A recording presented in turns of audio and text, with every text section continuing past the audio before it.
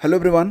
तो यूपीएचईएससी assistant professor परीक्षा जो कि 16-17 अप्रैल को होने जा रही है के लिए 2025 के सारे करंट अफेयर जनवरी फरवरी मार्च हम लोग कंप्लीट कर चुके हैं एक मेगा मैराथन के थ्रू। तो वीडियो बहुत ही इंपॉर्टेंट था। इसमें जितने भी प्रश्न थे सारे प्रश्न वेरी वेरी वेरी इंपॉर्टेंट हैं। तो ये जो दूसरा वीडियो है ये एक सप्लीमेंट्री वीडियो है, यानी कि मेगा मैराथन में जो प्रश्न छूट गए थे उन प्रश्नों को इस वीडियो में हम कवर कर रहे हैं। तो ये दो वीडियो पर्याप्त हैं। 2025 से जितने भी प्रश्न बनेंगे सारे प्रश्न आपको मोस्टली यहीं से देखने को मिल जाएंगे, ठीक है। इसके अलावा आपको विगत 6 महीने की एक कंप्लीट पीडीएफ भी प्रोवाइड कर दी गई है। तो पीडीएफ से और ये जो दो वीडियोस हैं यहाँ से आपको मोस्टली मैं कहूँगा जितने भी प्रश्न होंगे सब देखने को मिल जाएंगे। कुछ एक्सेप्शनल हो तो नहीं कह सकते, लेकिन यहाँ पर कुछ भी छोड़ा नहीं गया है। सारे प्रश्न आपको यहाँ पर कवर करवाए जा रहे हैं। तो ये जो दूसरा वीडियो है यह एक सप्लीमेंट्री वीडियो है। इसको देखने के बाद आप जो पहला वीडियो था मेगा मैराथन उसको कंप्लीट ज़रूर करिएगा। और इस वीडियो के अंत में ही आपको स्क्रीन पर वीडियो का लिंक दिखाई देगा, उस पर क्लिक करके आप पहले वीडियो तक पहुँच सकेंगे या फिर आप कमेंट बॉक्स चेक कर लीजिएगा। चलिए शुरू करते हैं। और ये एक बहुत ही मोस्ट इम्पॉर्टेंट वीडियो है। इसमें जो भी प्रश्न हैं सारे वेरी वेरी इंपॉर्टेंट हैं। तो patience is the first condition for your success. तो ये पहली शर्त है कि आप पेशेंस रखें और पूरा वीडियो आप वॉच करें। अगर एक बार में नहीं तो 2 बार में देखें, लेकिन देखें तो पूरा देखें, ठीक है। नहीं तो बाद में आप कहेंगे कि सर आपने जो पढ़ाया था उसमें से तो मिला नहीं। तो ऐसा नहीं है, आप पूरा देखिए और इसे आराम से आप इसे कंप्लीट करिए। चलिए शुरू करते हैं। पहला क्वेश्चन जो कि मोस्ट इंपॉर्टेंट है, इंडिया ओपन बैडमिंटन 2025 में पुरुष एकल का खिताब किसने जीता है। ध्यान देना, इंडिया ओपन बैडमिंटन 2025, यहाँ पर मेंस सिंगल के बारे में बात हो रही है, जो कि जीता है विक्टर एक्सेलसन ने, ठीक है, विक्टर एक्सेलसन। अब इसे जो है ना योनेक्स सनराइज इंडिया ओपन 2025 के नाम से भी जाना जाता है। इसका आयोजन कहाँ पर हुआ था? नई दिल्ली के केडी जाधव इंडोर स्टेडियम में 14 से लेकर 19 जनवरी 2025 तक। यह 22वां संस्करण था। तो यहाँ पर डेनमार्क के जो विक्टर एक्सेलसन हैं इन्होंने मेंस सिंगल का और महिला एकल फीमेल सिंगल का जो खिताब है ये जीता है साउथ कोरिया की एन से योंग ने। अगला क्वेश्चन है, जनवरी 2025 में भारतीय नौसेना ने ला पेरूस बहुपक्षीय अभ्यास में हिस्सा लिया। ला पेरूस बहुपक्षीय अभ्यास, इसमें बहुत सारे देश जो हैं पार्टिसिपेट करते हैं। इसका होस्ट कौन है? तो ध्यान देना कि ला पेरूस नामक जो ये एक्सरसाइज है इसको फ्रांस के द्वारा आयोजित किया जाता है और यह 2 साल में एक बार आयोजित किया जाता है। तो इसका आयोजन 16 से लेकर 24 जनवरी 2025 तक किया गया था। यह 4था संस्करण था। इस अभ्यास में 9 इंडो पैसिफिक देशों की नौसेनाओं ने हिस्सा लिया था। ये देश कौन कौन से थे? तो ध्यान देना कि ला पेरूस बहुपक्षीय अभ्यास में Australia, Canada, France, Bharat, Indonesia, Malaysia, Singapore, UK और यूएस ये देश हैं। ये कुल मिला के कितने देश हो गए? 9 देश हो गए जिन्होंने इसमें पार्टिसिपेट किया है। तो इस युद्धाभ्यास हिंद महासागर और प्रशांत महासागर के बीच रणनीतिक रूप से महत्वपूर्ण मलक्का, सुंडा और लोम्बोक जल डमरू मध्य में आयोजित किया गया था। अब देखो जो यहाँ पर आपको मास्टर पीडीएफ दी गई है ना, उसमें जैसे कि मलक्का क्या है, सुंडा क्या है, लोम्बोक जल डमरू मध्य क्या है, सारी चीज़ें बहुत ही अच्छे से एक्सप्लेन भी की गई हैं। तो आप चाहें तो जो मास्टर पीडीएफ है उसको परचेज कर लेना, आपको लिंक डिस्क्रिप्शन में और पहले कमेंट में देखने को मिल जाएगा। आगे बढ़ते हैं। निकोबार के वर्जिन नारियल तेल को जनवरी 2025 में जीआई टैग प्रदान किया गया है। तो प्रश्न वेरी वेरी इंपॉर्टेंट होता है यहाँ पर कि जो केंद्रीय नारियल अनुसंधान संस्थान है ये कहाँ पर स्थित है। केंद्रीय नारियल अनुसंधान संस्थान ये स्थित है कहाँ पर? केरला में, ठीक है। आपका अगला क्वेश्चन है, 20 जनवरी 2025 को डोनाल्ड ट्रंप अमेरिका के 47वें राष्ट्रपति बने हैं। तो क्रम क्या है डोनाल्ड ट्रंप का? 47वें। तो उपराष्ट्रपति कौन बना है? ध्यान देना कि अमेरिका के वर्तमान में जो उपराष्ट्रपति हैं उनका नाम है जेडी वेंस।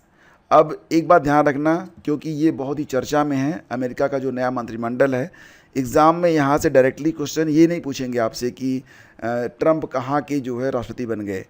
आपसे क्रम पूछ सकते हैं, उपराष्ट्रपति का नाम पूछ सकते हैं, या फिर आपसे रक्षा सचिव का नाम पूछ सकते हैं जो कि पीट हेगसेट हैं। विदेश सचिव कौन है? मार्को रूबियो बने हैं।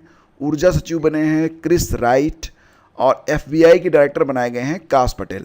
इसके अलावा राष्ट्रीय खुफिया निदेशक बनाई गई हैं तुलसी गेबार्ड। ठीक है, अब यहाँ पर देखो, जो एलन मस्क हैं, एक्स के जो मालिक हैं एलन मस्क, उनको जो है DOGE यानी कि डोज के रूप में नियुक्त किया गया है। डोज मतलब department of government efficiency.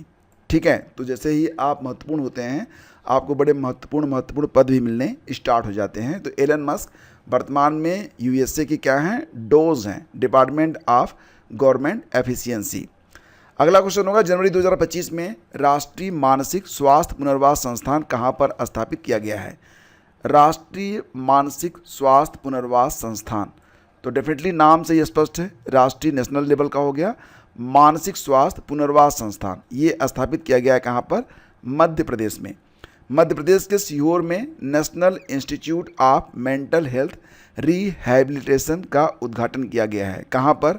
MP के सीहोर में इसे खोला गया है, जिसका उद्घाटन सेंट्रल सोशल जस्टिस और empowerment minister doctor Virendra Kumar ने किया है। हाल ही में भारत सरकार ने व्यावसायिक दस्तावेज प्रबंधन के लिए किस नाम से एक डिजिटल प्लेटफॉर्म को लॉन्च किया है? तो ध्यान देना, जैसे कि आपका डिजी लॉकर है, उसी प्रकार से सरकार के द्वारा एक और लॉकर, एक और ऐप लॉन्च किया गया है। इसको नाम दिया गया है एंटिटी लॉकर, क्योंकि डिजी लॉकर से आप परिचित होंगे, लेकिन ये जो एंटिटी लॉकर है, आखिर इसे लॉन्च करने का उद्देश्य क्या है ये आगे मैं आपको बता रहा हूँ। लेकिन ध्यान देना, ये एंटिटी लॉकर वेरी इंपॉर्टेंट है। ठीक है, ये पूछा जा सकता है। तो एंटिटी लॉकर एक डिजिटल प्लेटफॉर्म है लाइक एज डिजी लॉकर, जहाँ पर कंपनियाँ, डिजी लॉकर आम आदमी के लिए होता है, एंटिटी लॉकर कंपनियों के लिए लॉन्च किया गया है। कंपनियां अपने डॉक्यूमेंट्स ऑनलाइन फॉर्मेट में रख सकती हैं, जैसे कि आप डिजी लॉकर में रखते हो। तो एंटिटी लॉकर को डिजिटल इंडिया कॉरपोरेशन के तहत राष्ट्रीय ई-गवर्नेंस डिवीज़न द्वारा विकसित और प्रबंधित किया जा रहा है। जनवरी 2025 में हिंद महासागर रिम एसोसिएशन का महासचिव किसे बनाया गया है? हिंद महासागर रिम एसोसिएशन के जो सेक्रेटरी जनरल बनाए गए हैं, महासचिव बनाए गए हैं, ये हैं Sanjeev Ranjan. Indian ocean rim association, इसको शार्ट में कहते हैं IORA। क्या पढ़ेंगे आप? आयोरा पढ़िए, ओरा पढ़िए, क्या पढ़ेंगे आप? तो आयोरा क्या है? यह एक अंतर्राष्ट्रीय संगठन है जिसमें भारत, ऑस्ट्रेलिया, इंडोनेशिया, दक्षिण अफ्रीका सहित 23 सदस्य देश शामिल हैं। ध्यान देना यहाँ पर कि IORA में, इंडियन ओशियन रिम एसोसिएशन में कितने देश इसके सदस्य हैं? तो 23 देश। ठीक है, और इस संगठन का जो उद्देश्य है वो क्या है? हिंद महासागर के सीमावर्ती देशों के बीच आर्थिक सहयोग, सतत विकास और क्षेत्रीय सुरक्षा को बढ़ावा देना। इसकी स्थापना कब होती है?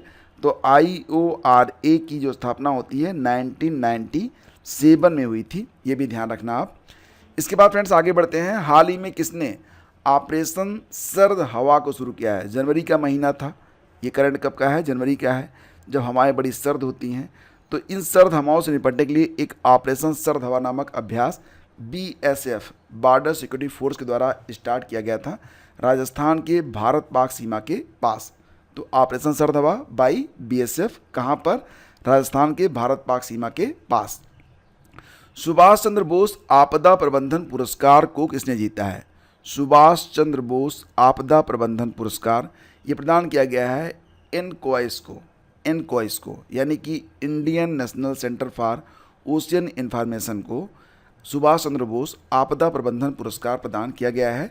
और आपको एनकॉइस का हेडक्वार्टर कहाँ पर मिलेगा? हैदराबाद, तेलंगाना में।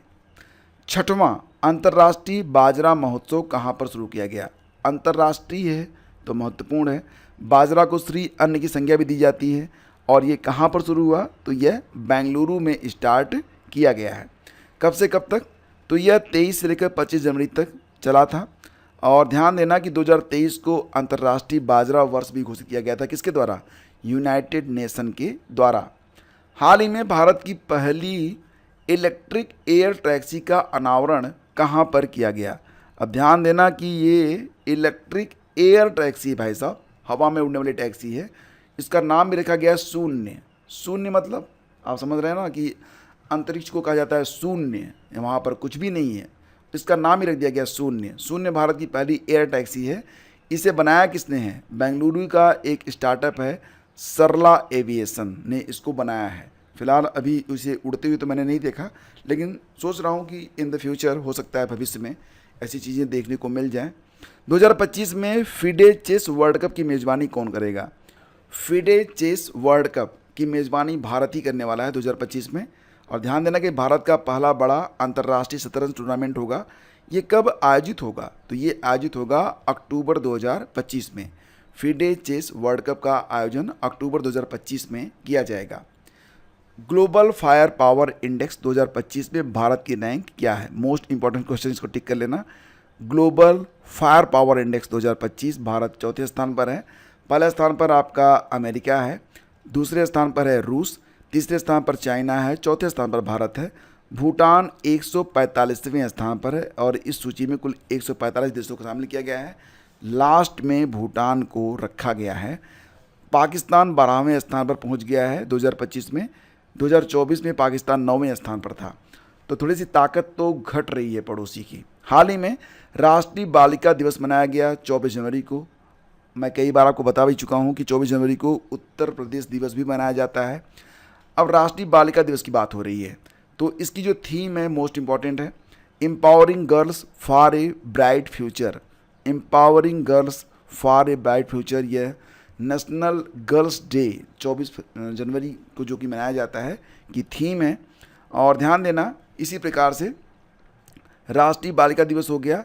तो अंतर्राष्ट्रीय बालिका दिवस कब होता है? तो अंतर्राष्ट्रीय बालिका दिवस होता है 11 अक्टूबर को। और यहाँ पर आपको बता दें कि जैसे कि अंतर्राष्ट्रीय शिक्षा दिवस, मैंने आपको बताया था 24 जनवरी को 3 दिवस होते हैं।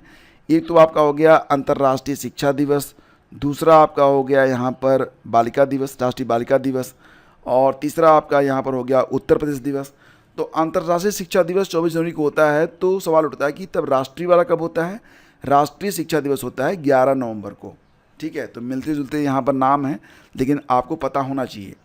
हाल ही में यूनाइटेड नेशन ने किस वर्ष को अंतर्राष्ट्रीय हिमनद संरक्षण वर्ष के रूप में घोषित किया है? आपको पता ही है कि वर्तमान समय में जो ध्रुवों पर बर्फ़ थी नॉर्थ पोल और साउथ पोल में बहुत ही तेज़ी से पिघल रही है, बहुत ही तेज़ी से पिघल रही है। तो अब क्या होगा? ये जो ग्लेशियर्स पिघल रहे हैं, इससे क्या होगा? ग्लोबल वार्मिंग बढ़ेगी, पृथ्वी पर बहुत बड़ा संकट आएगा, कुछ शहर डूब जाएंगे और जो जलस्तर है समुद्र का बहुत ऊंचा उठ जाएगा, न जाने क्या क्या होने वाला है। तो फिलहाल हिमनद, ये ग्लेशियर बचाने बड़े ज़रूरी हैं। तो इसके लिए एक अंतर्राष्ट्रीय हिमनद संरक्षण वर्ष घोषित किया गया है। कब? 2025 को, इसी साल, international year of glacier conservation. ठीक है, पहली बार इसे 21 मार्च 2025 को मनाया गया। और मैं आपसे ये कहूँगा कि ये बिल्कुल आप रट लेना, इसे मोस्ट इम्पॉर्टेंट में रखना, क्योंकि पहली बार है और बड़े ही संकटपूर्ण दुनिया की ओर हम बढ़ रहे हैं। तो इसके लिए यह बहुत ही महत्वपूर्ण कदम है। तो अगर ज़रा सा भी जागरूक होगा आपका एग्जामिनर तो ये सवाल ज़रूर पूछेगा आपसे 21 मार्च को।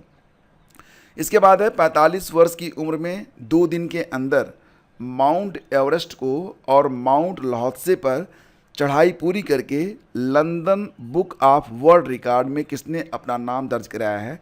ये हैं राकेश कादियान, हरियाणा के हैं। इन्होंने 2 दिनों में, मतलब ये कहाँ कहाँ पर चढ़ गए भाई साहब?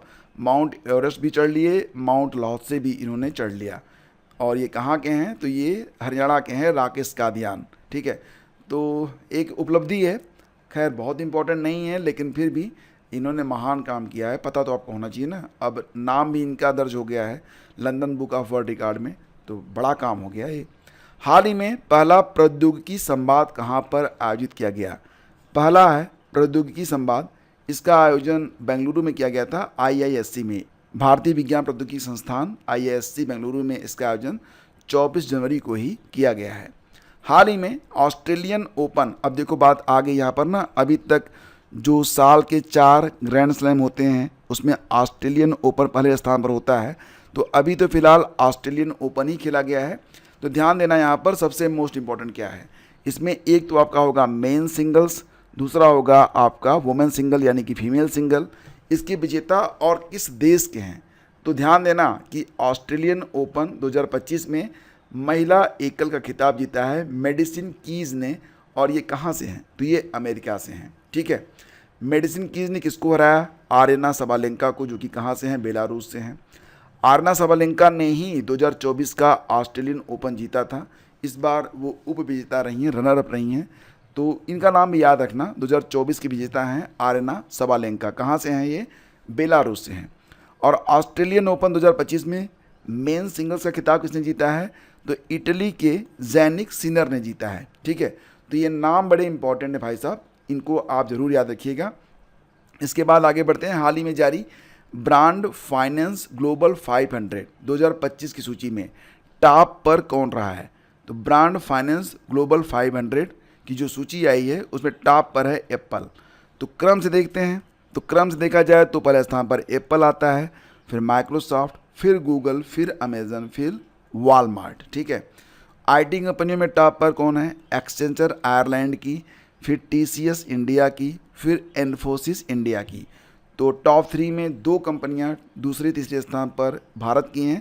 पहले स्थान पर एक्सेंचर है। एक्सेंचर कहाँ की कंपनी है? आयरलैंड की है। इसके अलावा देखा जाए तो टाटा ग्रुप 60वें स्थान पर, इन्फोसिस 132वें स्थान पर, एचडीएफसी बैंक 164वें स्थान पर, एलआईसी 177 77वें स्थान पर, रिलायंस ग्रुप 237वें स्थान पर, और इंटरनेशनल रैंक में इनका ये स्थान है। तो इसको आप थोड़ा सा याद रखिएगा। ठीक है, इसके बाद एडलमैन ट्रस्ट बैरोमीटर 2025 में भारत कौन से स्थान पर है?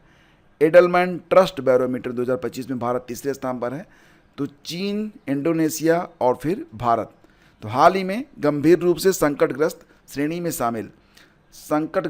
शामिल और वर्ष 2040 तक लुप्त होने वाला एक ग्लेशियर है। कौन सा ग्लेशियर? याला ग्लेशियर। ये कहाँ पर स्थित है? मतलब ये माना जा रहा है कि 2040 तक क्या होगा? पूरी तरह से पिघल जाएगा, और ये बहुत ही संकट में है याला ग्लेशियर, जो कि नेपाल में स्थित है। तो ध्यान देना, ये बहुत ही इंपॉर्टेंट है। याला ग्लेशियर जो नेपाल के लांगटांग राष्ट्रीय उद्यान में है, और ये जलवायु परिवर्तन के कारण सिकुड़ता जा रहा है और 2040 तक पूरा खत्म हो जाएगा। कैसे बचाया जाए? क्योंकि 1974 से लेकर 2021 तक इसके क्षेत्रफल में 36% तक की कमी आई है।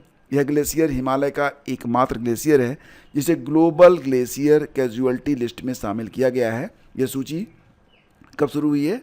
2024 में। चीन का जो दागू ग्लेशियर है ये भी 2030 तक लुप्त होने वाला है। ग्लेशियर क्या होते हैं? ग्लेशियर मीठे पानी का स्रोत होते हैं। अपने सभी ग्लेशियरों को खोने वाला जो पहला देश बना है वो वेनेजुएला है। वेनेजुएला के सारे ग्लेशियर अब तक पिघल चुके हैं। यूनाइटेड नेशन ने 2025 को ग्लेशियर संरक्षण वर्ष घोषित किया है, मैंने आपको भी बताया। और अब से हर साल 21 मार्च को होगा ग्लेशियर दिवस। ठीक है, ग्लेशियर कंजर्वेशन डे ग्लेशियर दिवस के रूप में मनाया जाएगा। सियाचिन ग्लेशियर, ये जो ग्लेशियर है सियाचिन ग्लेशियर लद्दाख में स्थित है। यह विश्व का सबसे ऊंचा युद्ध क्षेत्र भी है, ये भी इंपॉर्टेंट है। तो ग्लेशियर से संबंधित सारे प्रश्न हमने यहाँ पर कर लिए। अभी इससे अतिरिक्त तो और कुछ आने वाला है नहीं। बस ये याद रखना कि याला ग्लेशियर ये नेपाल में स्थित है। ठीक है, और आपका जो ये दानू ग्लेशियर है ये कहाँ पर स्थित है? दागू ग्लेशियर जो है ये कहाँ पर स्थित है? ये चीन में स्थित है। तो ये आपका जो याला ग्लेशियर है नेपाल वाला 2040 तक, और दागू ग्लेशियर 2030 तक लुप्त होने के बारे में यहाँ पर गणना लगाई गई है। आगे बढ़ते हैं। 2025 में कितने लोगों को पद्म विभूषण के लिए चुना गया है? मोस्ट इंपॉर्टेंट है ये। 2025 में कितने लोगों को पद्म विभूषण के लिए चुना गया है? तो 7 लोगों को। पद्म पुरस्कार भारत के सर्वोच्च पुरस्कारों में से एक है, जो कला, समाज सेवा, विज्ञान, उद्योग, चिकित्सा, साहित्य और खेल कूद के क्षेत्र में विशेषज्ञ योगदान के लिए प्रदान किए जाते हैं। यानी कि अगर कोई बड़ा योगदान देता है तो यह पुरस्कार पहली बार 1954 में दिए गए थे। कब? 1954 में।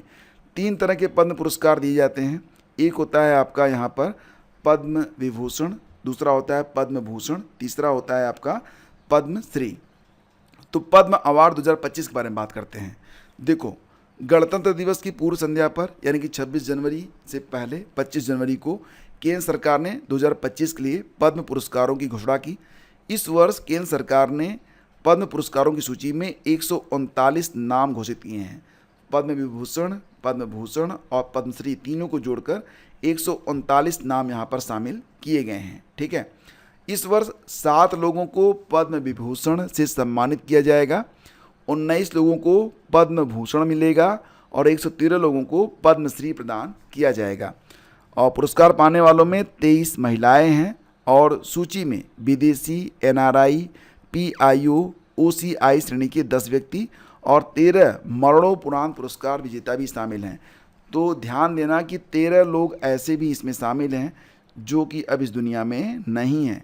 तीनों श्रेणी के पुरस्कारों की संख्या इस प्रकार है। पद्म विभूषण कितने? 7 लोगों को। पद्म भूषण कितने लोगों को? 19 लोगों को। पद्मश्री 113 लोगों को। अब इस पर जो प्रश्न बनेंगे उस पर क्विज बना के मैं आपको करवा दूंगा, उसको कर लेना। आपको लगभग मोस्टली क्वेश्चन यहाँ से देखने को मिल जाएंगे। अंतर्राष्ट्रीय स्वच्छ ऊर्जा दिवस ये कब मनाया जाता है? प्रतिवर्ष 26 जनवरी को, जबकि हमारा गणतंत्र दिवस भी होता है। अंतर्राष्ट्रीय स्वच्छ ऊर्जा दिवस, इंटरनेशनल क्लीन एनर्जी डे। इसकी थीम क्या है 2025 में? Climate change, the need for a global energy transition. और आपको पता होगा हम यहाँ पर क्या बात कर रहे हैं? अंतर्राष्ट्रीय स्वच्छ ऊर्जा। अगर राष्ट्रीय ऊर्जा संरक्षण के बारे में बात करें तो राष्ट्रीय ऊर्जा संरक्षण दिवस ये होता है 14 दिसंबर को। ठीक है, अब 14 सितंबर मत सोचना, 14 सितंबर को आपकी राष्ट्रीय हिंदी दिवस होती है। ठीक है, असम की नई राजधानी कौन सी होगी? तो असम की जो नई राजधानी है डिब्रूगढ़ हो सकती है। 2027 तक डिब्रूगढ़ अब असम की राजधानी बनने वाला है। वर्तमान में तो दिसपुर है, लेकिन अब से डिब्रूगढ़ हो जाएगी 2027 में। मुख्यमंत्री कौन है? तो हेमंत विश्व शर्मा है। राज्यपाल कौन है? लक्ष्मण प्रसाद आचार्य। ठीक है, और राजकीय पशु कौन सा है? एक सींग वाला गैंडा, जो कि कहाँ पर पाया जाता है? काजीरंगा में। काजीरंगा नेशनल पार्क कहाँ पर स्थित है? असम में स्थित है। पक्षी है वाइट विंग्ड वुड डक। इसके बाद हाल ही में विश्व स्वास्थ्य संगठन WHO ने जॉर्जिया को किस रोग से मुक्त घोषित कर दिया है? तो जॉर्जिया में अब मलेरिया नहीं होगा, मलेरिया से मुक्त घोषित कर दिया गया है WHO के द्वारा जॉर्जिया को। यूरोपीय क्षेत्र में एकमात्र देश तुर्की है जो अभी मलेरिया से मुक्त नहीं हुआ है। तुर्की, पहले इसका नाम टर्की था, टर्की से इसका नाम बदल के तुर्की हो गया है। तो मलेरिया मुक्ति अभियान के साथ जॉर्जिया 45 अन्य देशों की सूची में शामिल हो गया है। यानी कि अब तक दुनिया में 45 ऐसे देश हो चुके हैं जहां पर मलेरिया अब नहीं होता है। देखो, जो मलेरिया का कारण है ना, वो मादा एनाफिलीज मच्छर है और उससे एक प्लाज्मोडियम प्रोटोजोआ नामक एक बैक्टीरिया है जो कि ह्यूमन बॉडी में चला जाता है और फिर इंसान को मलेरिया नामक बीमारी हो जाती है। इसकी दवा होती है कुनैन, सिनकोना की छाल से बनाई जाती है।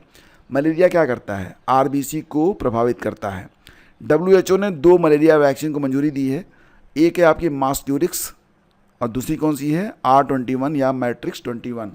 तो मैट्रिक्स 21 का निर्माण जो है ये ऑक्सफोर्ड विश्वविद्यालय और सीरम इंस्टीट्यूट ऑफ इंडिया के द्वारा किया गया है। मलेरिया दिवस ये 25 अप्रैल को होता है। मलेरिया मुक्ति का भारत का जो लक्ष्य है यह 2030 तक है। तो 2030 तक भारत में भी मलेरिया पर पूर्णतः जो कंट्रोल है वो प्राप्त कर लिया जाएगा। फिर 2030 के बाद 2031 में किसी को मलेरिया नहीं होगा। हाल ही में उद्योग, विज्ञान और चिकित्सा के लिए भांग की खेती, मारिजुआना की खेती को मंजूरी दे दी गई। कहाँ पर? हिमाचल प्रदेश में। तो अब भांग की खेती जो है लीगल होगी। कहाँ पर? हिमाचल प्रदेश में। अभी आपको पता होगा, मैंने आपको बताया भी था कि लेबनान ने भी भांग की खेती को वैध कर दिया है। तो लेबनान में भी भांग की जो खेती है उसे वैध किया गया है। जर्मनी भांग के उपयोग को वैध करने वाला सबसे बड़ा यूरोपीय संघ देश बना था। गणतंत्र दिवस परेड 2025 में राज्यों और यूटी की श्रेणी में किस राज्य की झांकी को पहला स्थान मिला था?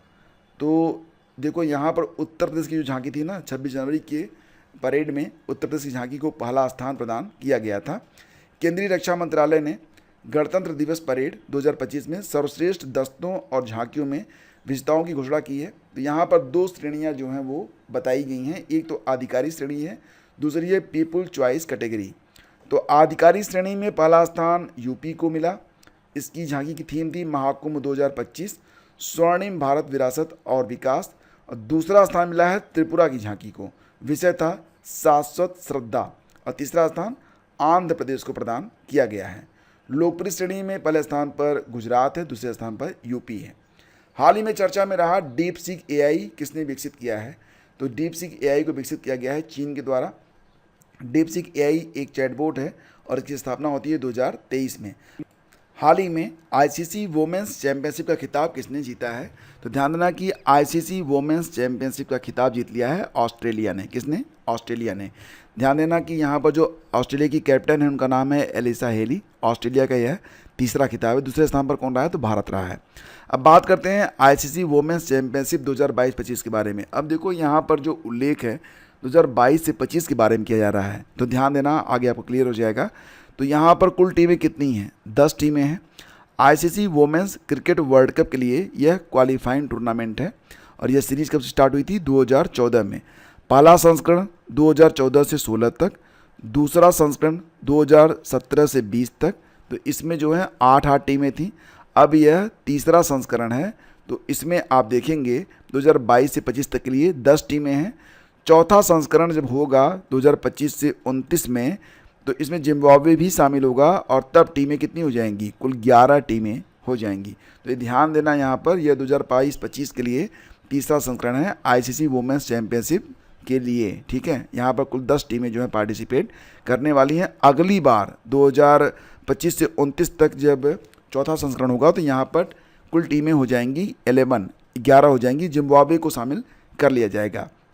हाल ही में राष्ट्रपति द्रौपदी मुर्मू के द्वारा पीएम राष्ट्रीय बाल पुरस्कार 2025 कितने बच्चों को दिया गया है? तो 17 बच्चों को। पीएम राष्ट्रीय बाल पुरस्कार कितने बच्चों को दिया गया? 17 बच्चों को दिया गया है। 17 बच्चों में 10 गर्ल्स हैं और 7 बॉयज़ हैं। प्रधानमंत्री राष्ट्रीय बाल पुरस्कार का संचालन केंद्रीय महिला एवं बाल विकास मंत्रालय के द्वारा किया जाता है। स्थापना इसकी हुई थी 1996 में। इसमें क्या होता है कि 5 से 18 वर्ष के बच्चों को उनकी असाधारण क्षमताओं के लिए यह पुरस्कार प्रदान किया जाता है। एक बार में अधिकतम 25 बच्चे ही यहाँ पर चुने जाते हैं, इससे अधिक बच्चे यहाँ पर नहीं चुने जाएंगे। 2025 में कुल 17 बच्चे चुने गए हैं इस पुरस्कार के लिए। तो फ्रेंड्स, इस प्रकार से ये सारा जो करंट अफेयर है 2025 का, यह कंप्लीट हो रहा है। आगे भी ये सीरीज चलती रहेगी। कुछ मोस्ट इंपॉर्टेंट क्वेश्चंस जीएस से करंट के जो छूटे हुए लगेंगे उनको भी आपको दिया जाता रहेगा। और रही बात की अगर आप ये पीडीएफ, आप जो मेगा मैराथन है प्लस ये जो आप वीडियो देख रहे हैं, तो ये दोनों पीडीएफ मिलाकर आपको 2025 के जो सबसे मोस्ट इंपॉर्टेंट क्वेश्चन है उनका रिवीजन करने में आपको बहुत अधिक हेल्प मिलने वाली है। सेशन आपको पसंद आया है तो लाइक और शेयर कर दीजिएगा। और आगे मैं आपको 2-3 वीडियो और देने वाला हूं जो कि बहुत ही इंपॉर्टेंट रहेंगे। जैसे कि मैं सोच रहा हूं कि एक आपका टीचिंग एप्टीट्यूड पर छोटी सी क्लास और हो जाए, रिसर्च एप्टीट्यूड पर एक क्लास और हो जाए। इसके अलावा फिर आपको कुछ मेगा टेस्ट दिए जाएंगे, यानी कि कुल मिला के 50-50 प्रश्न होंगे या फिर 30-30 प्रश्न होंगे। एग्जाम में आपको जीएस के 30 प्रश्न होंगे तो प्रयास रहेगा कि 30 प्रश्न ही आपको दिए जाएँ, लेकिन बिल्कुल आपके क्वेश्चन पेपर के मुताबिक प्रश्नों को सेट करके आपको हल करवाया जाए, ताकि एग्ज़ाम से पहले कुछ मॉडल पेपर भी आप हल कर सकें। तो फिलहाल पहली बार हैं तो सब्सक्राइब कीजिएगा। हमारा प्रयास अगर आपको अच्छा लगता है तो लाइक करके हमें इसके बारे में ज़रूर बताइएगा। और आपने अगर अभी तक हमारा जो टेलीग्राम चैनल है उसको ज्वाइन नहीं किया है तो प्लीज़ ज्वाइन कर लीजिएगा। हम शीघ्र मिलते हैं आपसे एक नए वीडियो में। Thank you. Have a great day.